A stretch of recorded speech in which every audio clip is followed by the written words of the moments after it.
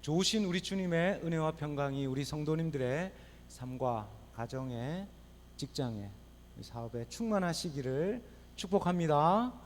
아멘. 우리 좌우에 계신 분과 함께 인사를 나누겠습니다. 잘 오셨습니다. 샬롬.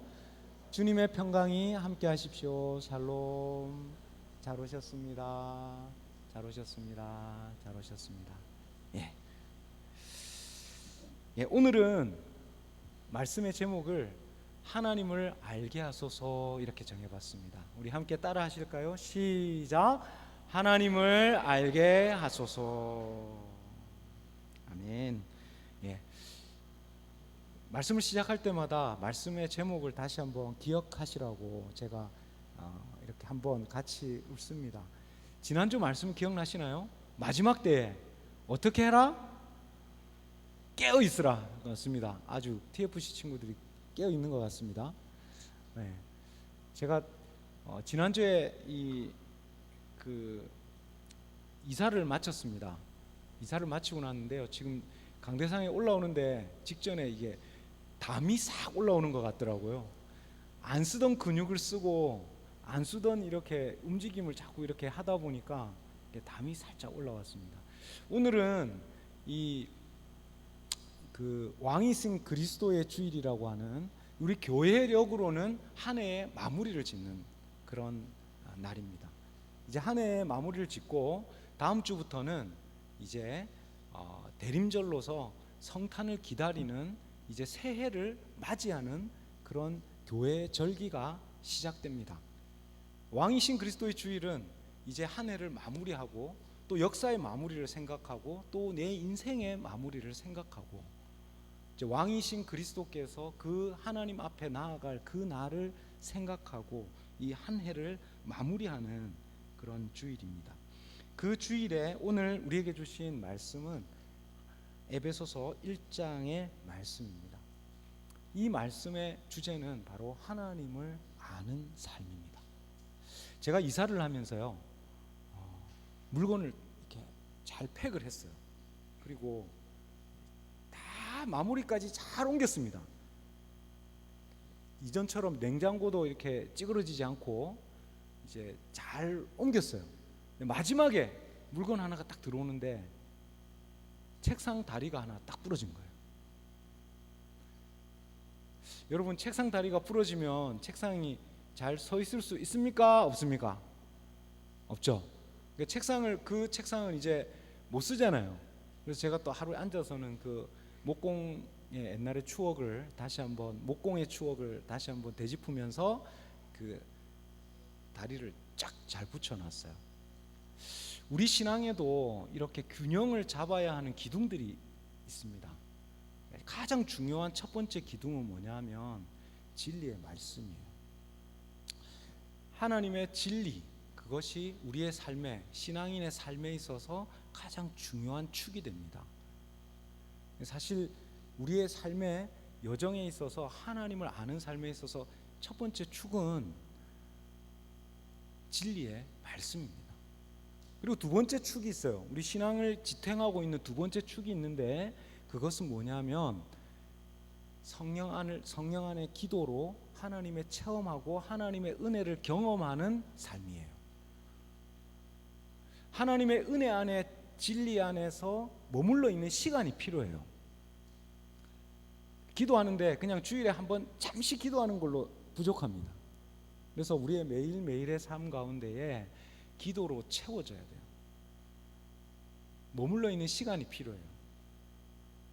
주일날 한번 들은 말씀으로 그냥 끝나지 마시고 다시 한번 되새김질하고 되새김질할 수 있는 그런 시간이 필요하다는 말씀이에요.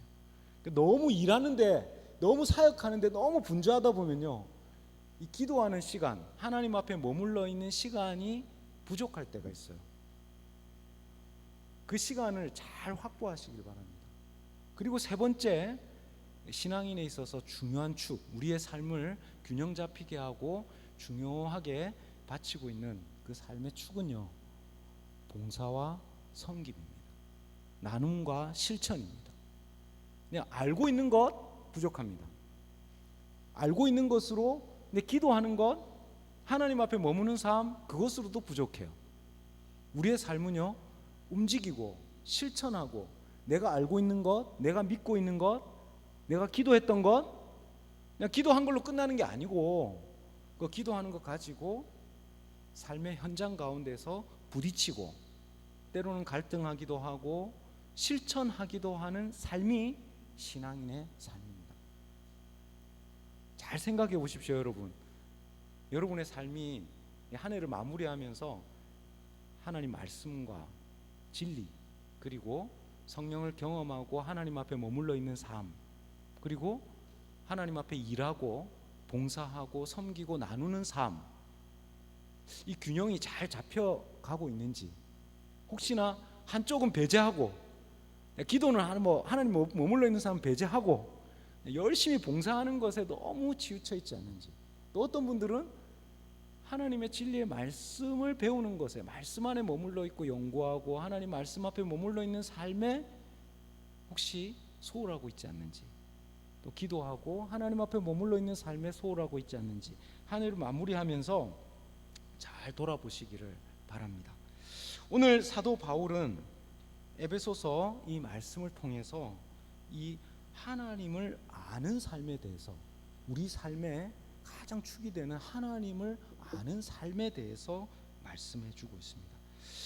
오늘 에베소서 1장 17절 말씀, 우리가 읽었던 말씀 중에 에베소서 1장 17절 말씀에는 이렇게 이야기합니다. 우리 주 예수 그리스도의 하나님 영광의 아버지께서 지혜와 계시의 영을 너희에게 주사 하나님을 알게 하시고. 이 본문의 말씀은요, 우리가 기도하는 기도문이에요. 우리가 기도할 때 여러 가지 말로 이것도 기도하고 저것도 기도하고 막 기도할 수 있는데, 여러분, 우리가 오늘 기도가 끝나고 나서 주님 가르쳐 주신 기도를 우리가 다시 한번 읽었던 것처럼, 우리가 기도가 막힐 때는 중언부언하지 마시고, 그냥 이것저것 중언부언하지 마시고 말씀 본문에 있는 걸 그대로 가지고 기도하시면 됩니다. 주기도문으로 기도하시든지. 오늘 우리 이 기도의 본을 사도 바울이 보여주고 있어요. 무엇을 위해 기도하고 있냐면, 우리 주 예수 그리스도의 하나님 영광의 아버지께서 지혜와 계시의 영을 너희에게 주사 하나님을 알게 하소서. 하나님을 알게 하소서. 이게 기도의 제목이에요. 여러분이 편지를 쓰고 있는 사도 바울, 이 바울이 편지 쓰고 있는 이 에베소라고 하는 지역은요, 이 유럽과 이 마지막 아시아, 소아시아라고 하는, 지금으로 말하면 터키에 이제 유럽으로 넘어가기 전에 통상과 무역의 중요한 도시였어요. 큰 도시입니다. 그와 동시에 우상과 신전의 큰 아데미 신이라고 하는 큰 신을 섬기고 있고, 그 부요와 섬김의 신은 성적인 타락이 만연해 있는 그런 도시였어요. 그 가운데에서 성도들이 함께 예배하는 이런 모임, 예배 가운데에 이 말씀이 읽혀졌던 것입니다. 여러분, 여기에서 사도 바울은 교회를 향해서 기도할 때 다른 기도 안 합니다. 성도를 위해서 기도할 때, 교회를 위해서 기도할 때에 여러분 다른 기도 안 해요. 기도의 초점이 있어요. 기도의 방향이 있습니다. 그게 뭐라고요? 하나님 알게 하소서.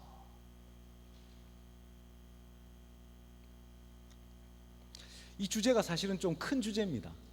제 인생에 있어서도 큰 주제고요, 우리 신앙에 있어서도 가장 큰 주제가 바로 하나님을 아는 삶입니다.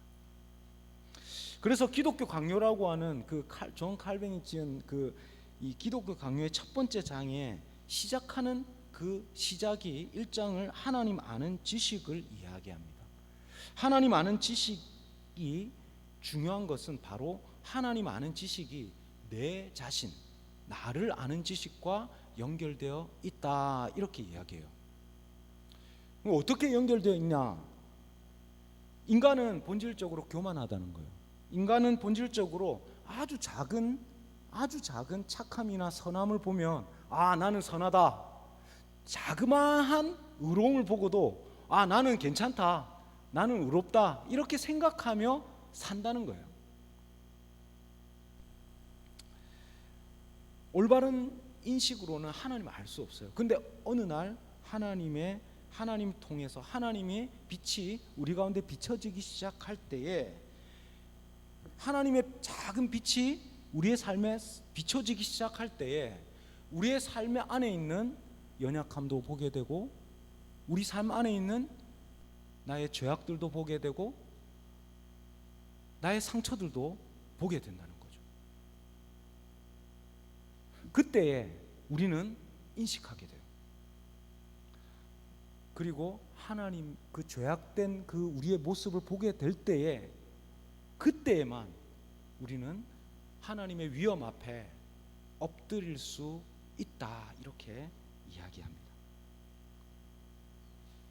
그래서 우리의 신앙의 핵심은, 우리 신앙인의 핵심은, 우리의 신앙의 삶의 핵심은 뭐라고요?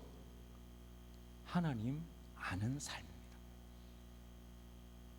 우리의 전 평생의 큰 주제가 바로, 우리의 신앙에 있어서 큰 주제가 바로 이 하나님을 아는 삶이에요.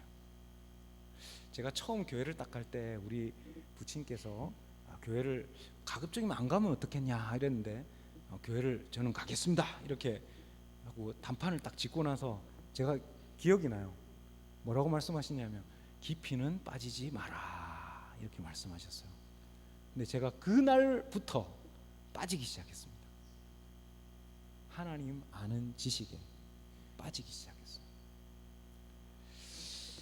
여러분, 우리가 하나님 안다라는 말은 이 성경에 있어서 아주 중요한 단어인데요, 여기에 여러 가지 사용 용례를 쭉 보면 여기에 하나님을 아는 데만 쓰는 게 아니고요, 이 단어의 용례를 부부간에, 남녀간의 성관계, 부부관계의 친밀함을 나타낼 때 쓰는 단어로 이 단어를 써요. 그래서 마리아가 남자를 알지 못했더라 이렇게 이야기할 때 이 하나님을 안다라고 하는 이 단어를 쓴단 말이에요. 그래서 안다라고 하는 것이 단지 그냥 어떤 사람 내가 안다라고 이야기하는 피상적인 추상적인 이야기 아니고, 아주 친밀하고 인격적인 그런 단어를 안다라는 단어로 지금 쓰고 있는 것입니다. 하나님 아는 것은요, 우리가 살아가고 있는 우리 전 평생의 자연 만물, 그리고 우리가 보고 있는 모든 일들, 사물의 이치들을 통해서 우리는 하나님을 알아요. 우리가 하나님 부인할 수 없다고 로마서는 이야기해요. 천지 만물 안에, 모든 피조물 안에 하나님의 진리와 하나님의 법칙들을, 하나님께서 어떤 분이신지를 담아 놓으셨기 때문에, 여러분 하나님 알고 싶은 분들은요, 눈을 크게 뜨고 하늘을 한번 보시고, 날아가는 새들도 한번 보시고요, 핀 꽃들도 한번 보시고, 자연 만물 속에서 가만히 묵상하고 있으면 하나님이 이런 분이시구나 라고 하는 것을 알게 된다는 거예요. 두 번째로는 말씀과 영적인 경험, 이렇게 예배 드리고 말씀 듣고 성경 공부하고 하는 영적인 경험들을 통해서 이제 하나님을 알게 돼요. 그리고 구체적인 우리 사회, 삶, 이 삶의 현장, 그리고 교제들, 관계들을 통해서 우리는 평생 동안 신앙인의 이 숙제인 하나님을 아는 삶을 살아가게 되는 것입니다. 다시 한번 말씀드리지만 상다리가 부러진 상태로는요, 이 기울어진 상태로는 상다리 그 상 위에 뭔가 올려놓을 수가 없어요. 마찬가지로 우리의 인생에 있어서 하나님을 아는 지식에 있어서 뭔가 균형 잡히지 않은 삶 가운데서는 하나님께서 가지고 계신 그 목적을 향해서 우리가 나아갈 수 없습니다. 그래서 오늘 성경 말씀 뭐라고 이야기하냐면 지혜와 계시의 영을 주사 하나님을 알게 하신다, 이렇게 말씀하세요. 하나님 알기 위해서는 지혜와 계시의 영을 주셔야 됩니다. 이게 지혜와 계시라고 하는 것은 이 커튼이 열린다라고 하는 뜻이에요. 그러니까 커튼이 열리게 되면 뭐가 옵니까? 빛이 오게 되죠. 빛이 오게 되면 이제 우리의 모습을 보게 되고 하나님을 알게 된다는 것입니다. 이제 믿음의 대상인 하나님을 올바르게 아는 것, 그것에는 성령의 도우심이 필요합니다. 불쑥 우리는 인간적인 마음으로 치우칠 때가 참 많아요. 우리의 인간의 욕심으로 치우칠 때가 많습니다. 그러나 하나님께서 지혜와 계시의 영을 빛을 비추어 주십니다. 언뜻 하나님께서 생각나게 하세요. 그때 우리의 삶을 하나님께서 돌이키십니다. 우리는 우리의 연약함으로 치우치고 넘어질 때가 참 많아요. 상다리가 부러진 것처럼 한쪽으로 자꾸 치우칠 때가 참 많습니다. 여러분, 시험 공부하는 우리 학생들은 시험 공부할 때 다른 거 하면 진짜 재밌죠.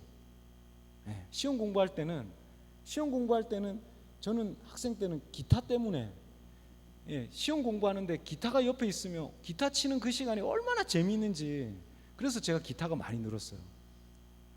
시험 공부하다가 다른 거 자꾸 하면요, 점점 그게 재밌는 거에 자꾸 빠져요.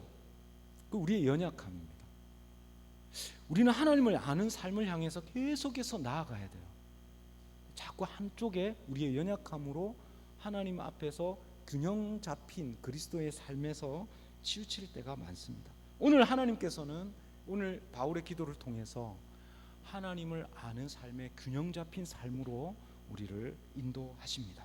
하나님께서는 이 신령한 복으로 하나님께서는 우리를 초청하고 계십니다. 하나님 아는 것이 하나님 우리에게 주신 가장 큰 복입니다. 하나님 아는 것이 우리 신앙인에 있어서 가장 큰 복입니다.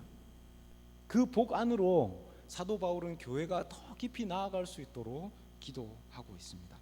사도 바울이 기도하고 있는 첫 번째 기도, 우리 하나님을 아는 삶에 있어서 첫 번째 기도가 있어요. 1번 우리 함께 읽겠습니다. 시작. 하나님의 부르심의 소망을 알게 하소서. 우리 18절 이 상반전 부분 우리 함께 읽겠습니다. 시작. 너희 마음의 눈을 밝히사 그의 부르심의 소망이 무엇이며. 하나님께서 우리를 성도로 하나님의 백성으로 부르셨어요. 우리의 마음 눈을 밝혀주신답니다. 우리의 마음 눈이 전에는 어두웠어요. 우리의 마음의 눈이 어두워서 우리가 누군지, 하나님이 어떤 분이신지 전혀 관심도 없고, 내가 누군지, 하나님 어떤 분이신지 전혀 관심도 없는 삶에서 하나님께서 우리를 불러주셨어요. 하나님 아는 삶으로. 그래서 그 부르심의 소망을 알게 하신다, 이렇게 말씀하십니다. 이게 무슨 말이냐면, 하나님께서 하나님의 백성을 부르셨을 때는 하나님의 소망이 있어요. 하나님의 목적이 있단 말입니다. 하나님을 성도로 부르신, 하나님의 백성으로 부르신 그 삶에는 하나님의 소망, 목적이 있어요. 여러분, 이 성도라고 하는 이 성자가 거룩할 성자입니다. 그래서 거룩한 무리라는 거예요. 거룩한 백성으로 불러주셨다는 것입니다. 이 거룩이라는 이 말은 제사나 성물에, 이 제사를 하기 위해서 쓰여지는 제물에는 항상 구별해서 두었습니다. 그래서 제사를 드리기 위해서는 구별된 제물을 씁니다. 그 구별된 제물을 향해서 거룩하다, 이렇게 말해요. 그래서 하나님께서 우리에게 내가 거룩하니 너희도 거룩하라, 이렇게 말씀하십니다. 에베소 이 동네에 있던, 이 도시에 있던 사람들에게 하나님께서 이 기도의 제목을 주시는 이유는 이 에베소 도시가 하나님의 거룩과는 너무나 멀리 떨어져 있었기 때문입니다. 에베소의 밤은 너무나 찬란합니다. 그리고 부족함이 하나도 없는 것 같아요. 사람들은 갈급함으로 참 사랑을 향해서 헤매이고 우상을 향해서 나아가고 가늠하는 자리에서 우상을 숭배하고 있는 이런 타락한 도시를 향해 살아가고 있는 이 에베소 성도들에게 너희들은 거룩한 성도라고 하는 부르심으로 너희가 부름을 받았다 말씀하고 있습니다. 이 말은 바로 하나님의 형상에서 타락해져 있는 이 세상 가운데에서 하나님의 형상으로 아름답게 지어주신 이 인간의 모습을 잃어버리고 하나님의 거룩한 모습을 잃어버린 이 사람들에게 하나님께서 거룩한 모습으로 성도로 우리를 불러주셨다는 거예요. 예수 그리스도 안에서 거룩하게 하시고 죄와 사망의 권세에서 자유하고 하나님 안에서 참된 평화를 누리는, 하나님과 온전한 관계를 누리는 이 거룩한 하나님의 백성으로 우리를 불러주셨다는 것입니다. 여러분, 우리가 하나님의 자녀로 부름을 받았을 때, 하나님의 백성으로 우리가 부름을 받았을 때는요, 세상과 다릅니다. 세상과 달라요. 세상은 죄를 지어도 서로 상처를 주고 찌르고 해도 전혀 아무렇지도 않아요. 그런데요, 하나님의 거룩한 백성으로 살아갈 때는요, 우리 마음 가운데 찔림이 있고요, 또 거룩한 삶에서 벗어나기 시작하면요, 우리의 마음 안에 거룩함을 향한 흔들림이, 떨림이 있습니다. 하나님 앞에 나아갈 때 하나님의 백성들은요, 떨림을 가지고 두려움과 떨림으로 살아가는 사람들입니다. 하나님 앞에 우리가 거룩한 하나님의 백성으로 우리를 불러주셔서 우리를 거룩함으로 이전에 세상 가운데 있을 때는 전혀 아무렇지도 않은 것들, 근데 세상 가운데 살았을 때는 전혀 아무렇지도 않은 것들이 내 마음 가운데 이제 이렇게 살면 안 된다, 이렇게 살면 안 되겠구나 라고 하는, 이전에는 아무렇지도 않은 것들이 이제 하나님을 향한 거룩한 백성으로 불러주셔서 이제 거룩을 향한 소망, 거룩을 향한 갈망으로 살아가게 하십니다.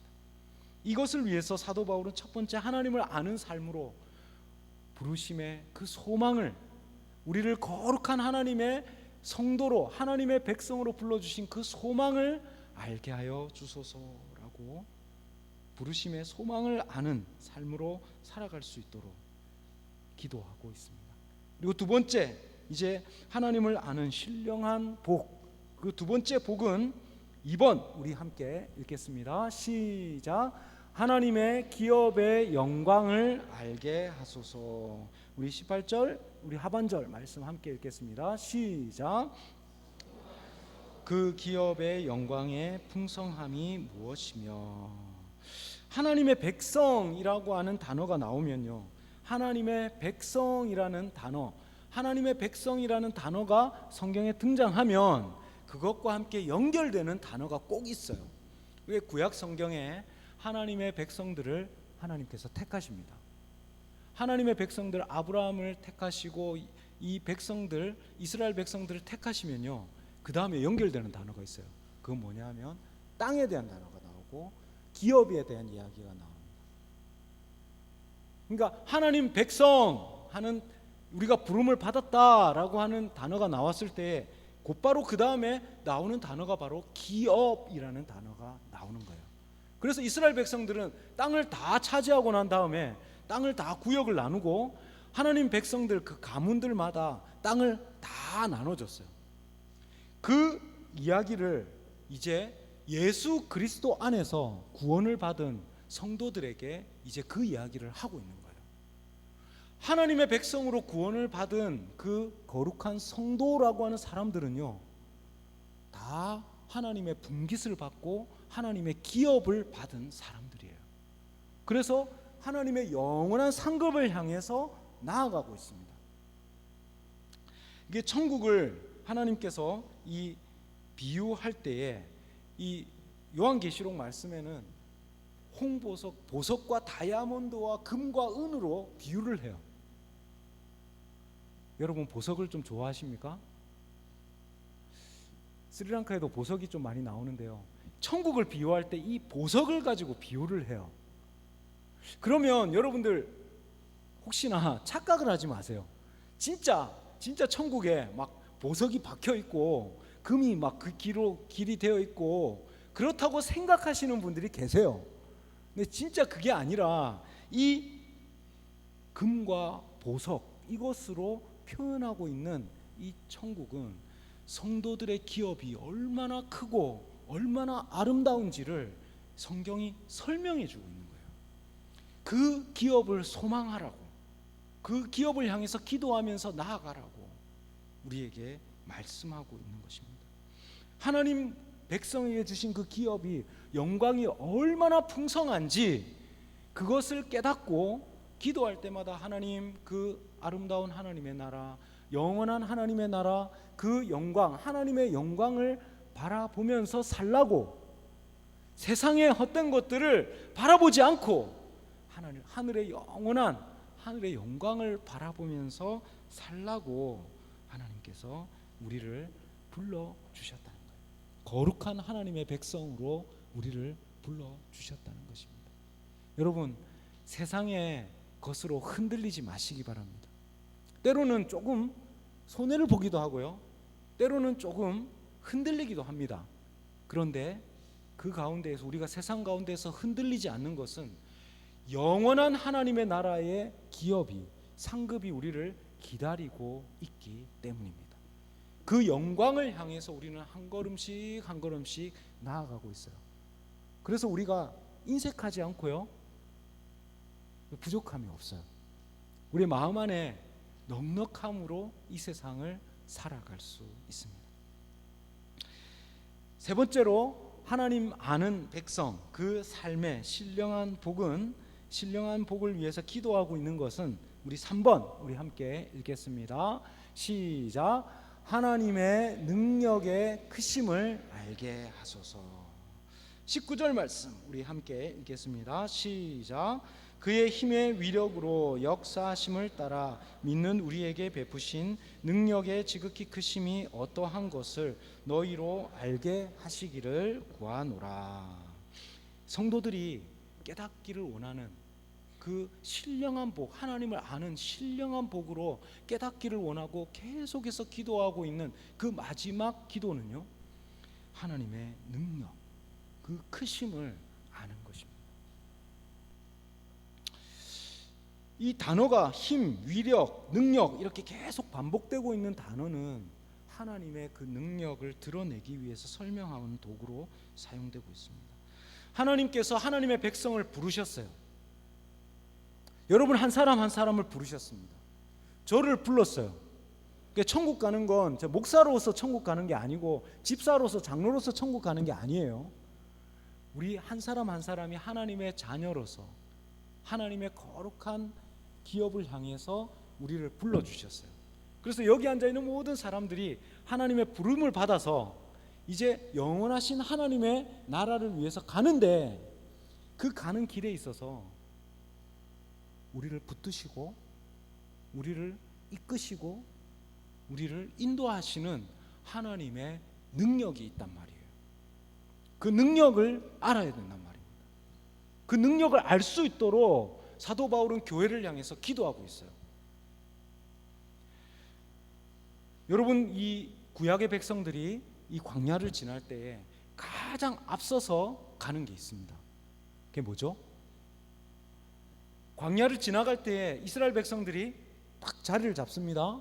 그러면 그 중앙에, 12지파의 그 중앙에 딱 자리를 잡고 있는 게 있어요. 그게 뭡니까? 우리 성경학교 할 때 뭘 만들었다고 그러던데, 예? 언약궤가 있어요. 언약궤. 언약궤는 하나님의 임재의 상징입니다. 하나님의 백성을 인도하고 계신 그 임재의 상징이에요. 그래서 요단강을 건널 때는 그 요단강 중심에 그 언약궤가 딱 서고 이스라엘 백성들이 그곳을 지나갑니다. 성도들의 일상에 있어서, 성도들의 삶에 있어서 하나님의 임재, 그 능력이 필요하다는 말씀이에요. 여러분, 우리가 이 험한 세상을 살아갈 때요, 우리의 힘으로는 살아갈 수가 없어요. 에베소로 살아가고 있는 이 교인들에게 세상은 너무나 큽니다. 능력이, 세상을 바라볼 때 우리 교회는 너무나 작아 보여요. 그런데 하나님께서 하나님의 백성을 인도해 가실 때에 그 힘과 위력을, 그 역사하심을 우리 사도 바울은 알기를 원한다, 이렇게 말씀하십니다. 우리가 자녀들을 위해서 기도할 때, 우리 가족들을 위해서 기도할 때, 또 우리 교회를 위해서 기도할 때 기도가 여기에 있습니다. 하나님의 성도를 부르신, 우리를 하나님의 자녀로 부르신 그 부르심의 소망을 알게 하여 주옵소서. 그리고 영원한 하나님의 기업, 그 영광을 알게 하여 주옵소서. 그리고 그 기업 영광을 향해서 나아갈 때에 결코 낙심하지 않고 넘어지지 않고 하나님의 그 능력을 붙들려서 예수 그리스도를 부활하게 하시는, 죽음에서 일으키시는 그 하나님의 능력, 그 능력의 그리스도께서 교회의 머리가 되시고 만물을 충만하게 하시는 충만으로 자리 잡으시고, 우리 교회를 결코 포기하지 아니하시고 붙드시고 인도해 가시는 그 하나님의 그 능력 안에서 살아가게 하시도록 우리 성도들에게 간절한 기도의 제목으로 지금 사도가 기도하고 있습니다. 이 기도는 바로 저의 기도입니다. 우리 성도님들을 이 새벽마다 기도할 때 우리 성도들이 이 하나님을 아는 지식 가운데 자라갈 수 있도록 하나님을 알게 하여 주옵소서. 부르심의 소망을 알게 하여 주옵소서. 하나님 기업의 영광을 알게 하여 주옵소서. 하나님의 능력의 크심을 알게 하여 주옵소서. 이 기도로 살아가는 저와 여러분 될 수 있기를 예수님의 이름으로 축복합니다. 아멘. 기도하겠습니다. 사랑의 하나님 아버지, 세상은 너무나 커 보이고 또한 우리의 연약함과 우리의 죄악은 너무나 커 보입니다. 하나님을 향해 성도로 부르심을 받고 그 부르심을 받은 그 소망을 깊이 깨달아 알게 하시고 영원한 하나님의 나라 영광의 기업을 깊이 알아감으로 인해서 하나님의 영광을 소망하고 그 영광을 향해서 한 걸음씩 한 걸음씩 나아가는 하나님의 백성들 되게 하시고 하나님의 능력으로 말미암아서 붙들림 받아서 하루하루를 살아가는 하나님의 백성들 되게 하여 주옵소서. 하나님을 알아서 더 깊이 하나님을 섬겨 나가고 하나님의 그 영광 안으로 더 깊이 나아가는 하나님의 백성들 되게 하여 주옵소서. 예수님의 이름으로 기도드립니다. 아멘.